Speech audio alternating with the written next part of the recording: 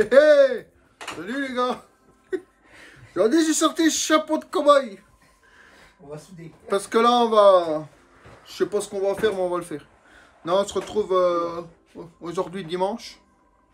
Parce qu'on va continuer la moto de Cédric. Comme je te dis, il y aura plusieurs épisodes. Donc là t'es en épisode 2 ou 1. Ça dépendra comment la vidéo elle est faite. Donc, regarde. Là la coulasse est démontée. On a été un peu emmerdé parce qu'il a un arbre à cam bizarre dans sa culasse. Ouais. Donc je vais lui préparer les conduits. Après concertation et prise de mesure. Le conduit d'échappement ça va. Il y a un léger défaut mais bon ça je vais l'enlever. Mais le conduit d'admission est vraiment petit, il est en 24. Donc on va lui refaire le conduit et je te montrerai après. Tu verras, il y a pas mal de défauts dans le conduit en fait. En fait, ils ont usiné propre, nickel à l'entrée. Par contre, après, il y a un putain de trottoir, hein Cédric? Ouais. Il y a un putain de trottoir, hein, ça tape comme ça là. Donc je pense pas que ce soit très bien hein, pour les gosses. Donc on va refaire ça propre. Et après, c'est remontage de la culasse. Par contre, dans la nuit, j'ai réfléchi à un petit truc.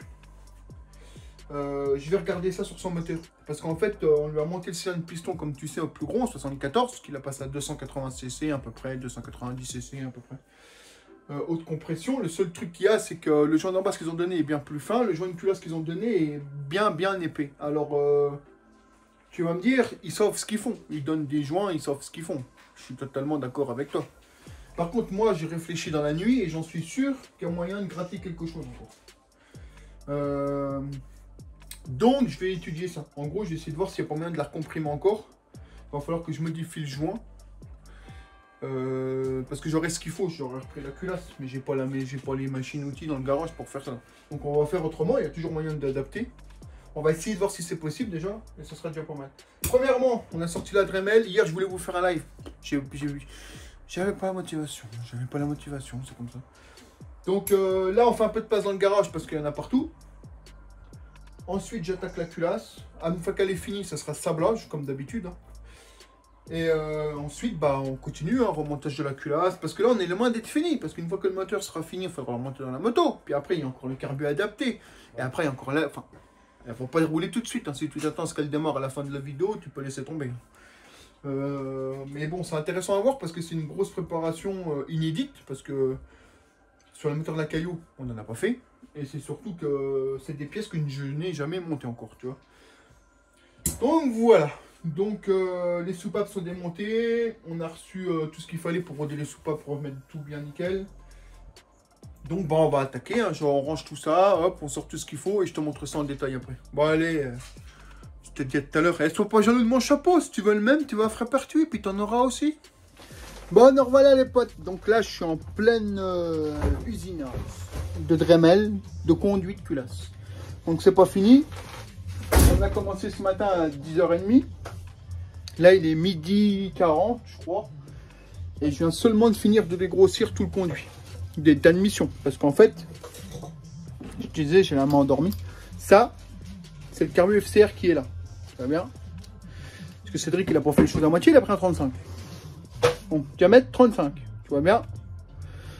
La culasse est en diamètre 24, je crois. Et moi, du coup, j'ai remis le conduit en 25. Ça, en 35. 34, 35. Quoi. Donc, je vais te montrer ce que ça donne. Hein. À peu près, hein. Je pose tout ça là et je te montre. Voilà. Voilà. Donc, je te montre. Donc, voilà en gros. Donc là, c'est pas sablé, hein, c'est brut. Hein. Donc là, c'est aligné au conduit tout le long. J'ai également enlevé tous les défauts qu'il y avait dans la chambre ici qu'à la soupape. Il y avait un gros escalier, j'ai tout enlevé. Il ne me reste plus qu'à passer un coup de papier fin et de l'envoyer au sablage. Et ça sera nickel. Donc voilà pour le conduit d'admission. Maintenant, on va attaquer le conduit d'échappement. Le conduit d'échappement, il y a beaucoup moins de travail. Il y a juste 2-3 défauts enlevés. Et ça sera parfait. Donc, je fais un peu de place. Je me repose les mains parce que j'ai les mains endormies. Et je fais ça. En attendant, Cédric, qu'est-ce qu'il fait, Cédric? Hein? Cédric, il a changé le sable de l'assembleuse. On a mis du neuf. Voilà. Bon, allez, c'est parti.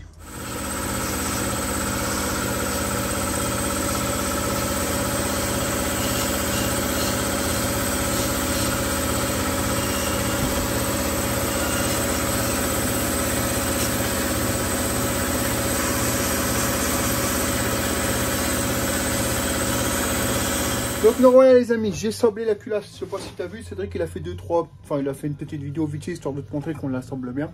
J'ai changé le sable de sablage, il est pas mal, je préférais l'ancien, je vais aller rechercher du coup.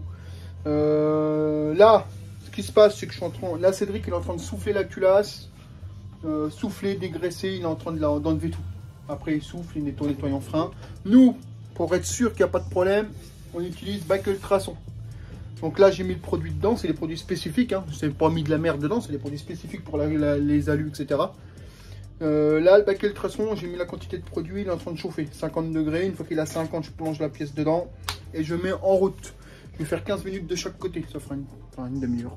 Histoire d'être sûr qu'on soit nickel, après on la ressoufflera un coup et voilà. Donc là on fait ça, je vais te montrer le Back Ultrason, Cédric est en train de la nettoyer. Une fois que ça sera fait, on remonte la culasse, on rodera les soupapes avec un rodoir. T'as bien compris quoi, les sièges de soupapes là. Après on remontera ça, on regardera pour comprimer le moteur encore un peu plus, comme je t'avais expliqué tout à l'heure. Une fois que le moteur sera remonté, bah il sera remonté quoi. Donc je vais te montrer ça. Donc le Back Ultrason, il est là. Donc le produit il est dedans, hein, tu vois bien. C'est en train de chauffer tranquillement. Une fois que c'est bon, on met la pièce dedans et hop, on envoie la sauce. Cédric, tu vois, quand on dehors, il est en train de souffler la culasse, d'enlever toute la merde qu'il y a dedans, etc. On te reprend une fois que c'est fait, allez, c'est parti. Donc nous voilà les gars, donc la culasse est finie d'être nettoyée. Tu vois bien, elle a passé une demi-heure dans le produit de chaque côté. Donc là, elle est nettoyée nickel, tu vois bien la gueule de l'eau avec toutes les merdes en suspens.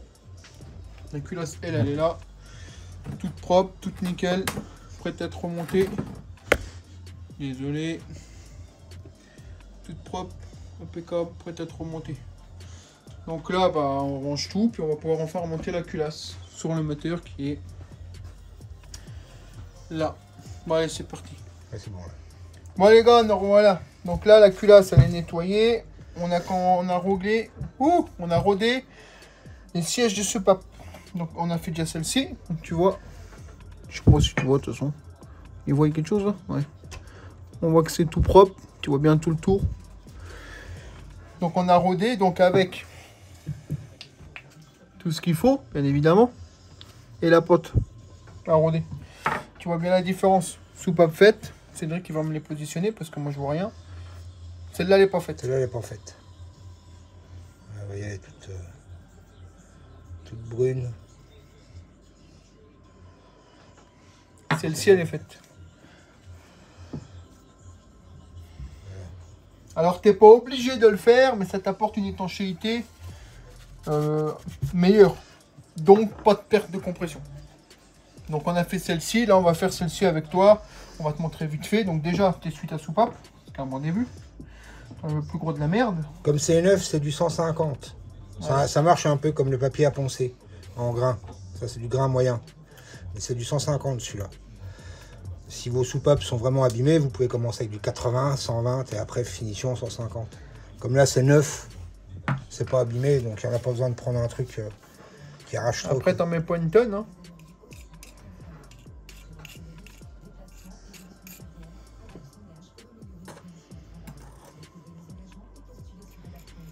T'en mets sous le tour tranquillement. T'en mets pas besoin de mettre une tonne. Hein. Ça suffit amplement. Parce qu'après il faut nettoyer. Donc là, il y en a dessus, ça suffit. Tu viens passer ta soupape dans son logement. Tu l'insères et puis bah tu tournes. Après tu la mets dans la position que tu veux. Et après tu viens tourner.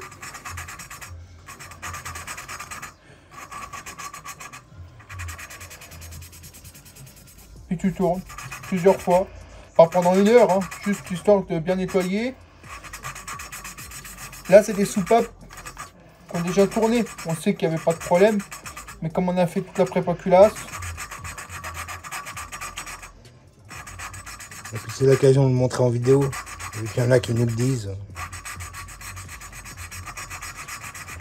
Alors il y en a qui vont nous dire il y a plusieurs façons de faire. Bon bah ça fonctionne, il n'y a pas de problème. Vous trouvez des kits sur eBay pour 20 € avec les 3 grains différents.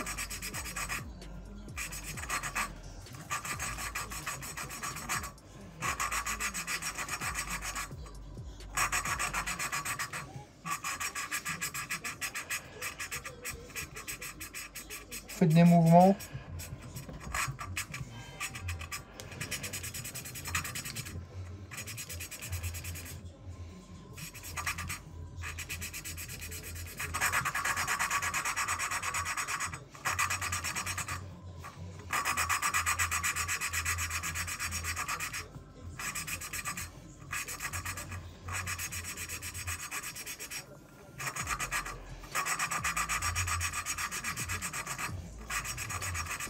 Après tu regardes.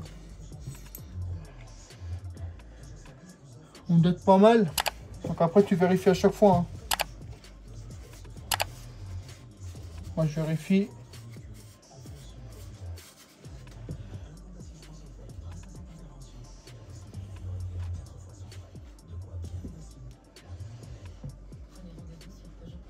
Tu nettoies bien et tu vois tout de suite si c'est propre ou pas. En l'occurrence, pour moi, c'est propre. Pour moi, c'est nickel. Donc là, on va tout nettoyer et on te reprend. Donc voilà, quand vous remontez vos tiges, comme les KLX, vous faites bien attention pour remettre cette petite pâte en ferraille là. Vos tiges, elles ont un plat de chaque côté. Un plat là, un plat là. Je sais pas si vous voyez. Si vous les mettez mal, vous pouvez pas remettre votre tige en ferraille. Enfin, votre plaque en ferraille. Vous la remontez au frein filet faible hein, pour être sûr que ça bouge pas. Donc culasse remontée 0,06 à l'ennemi, 0,08 à l'échappe, comme d'hab. Là c'est pour régler, c'est très bien. Vous mettez un petit tournevis plat ici, clac. Pour ceux qui n'ont pas les clés, un tournevis plat comme ça, clac pour tenir. Vous prenez une clé de 10 comme ça. Vas-y, tiens, une clé de 10 ici comme ça. Hop, le tournevis et c'est parfait. Voilà, vous pouvez tenir et serrer en même temps. Voilà, c'est vraiment bien foutu. Et sur les culasses de cailloux, en fait, tu as la tige qui est de réglage, on va dire, elle est articulée. Du coup, c'est pour éviter les bruits, en fait. Donc, trouvez pas bizarre. Donc là, la culasse est terminée. Maintenant, bon, on va ramener le moteur et puis on va remonter ça. Allez, c'est parti. Donc, nous voilà, les potes. Donc là, on est bien aligné repère T. Et monsieur Cédric, il est bien aligné en haut. Aligné, tout bien. Impeccable.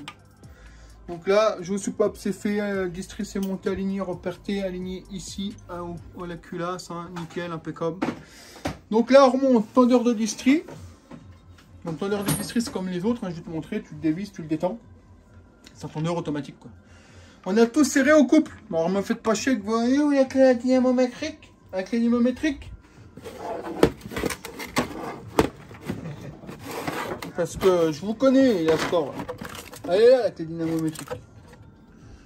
Alors commencez pas à dire parce que hein, parce que ça fonctionne les moteurs ici. Roche Racing. On remonte tout. Et on remet le tendeur. Bon alors voilà. Tendeur remonté. Tout est remonté. La chaîne est bien tendue. Maintenant Cédric va le faire tourner pour s'assurer que tout va bien. Allez c'est parti. Donc voilà les gars. Moteur terminé. On s'est assuré que tout tournait bien. On a fait une modif, donc j'ai préparé la culasse, beaucoup même, hein. Cylindre 300, comme on vous a dit, tout est remonté et j'ai fait une modif au niveau des joints de culasse, hein. C'était trop, enfin pour moi c'était pas assez comprimé, donc j'ai remodifié tout ça. Donc là ça va comprimer plus. Je suis content, ce qu'on devait faire a été fait. Alors on aurait pu faire une autre modif sur l'échappement, j'ai pas voulu le faire maintenant, on verra plus tard.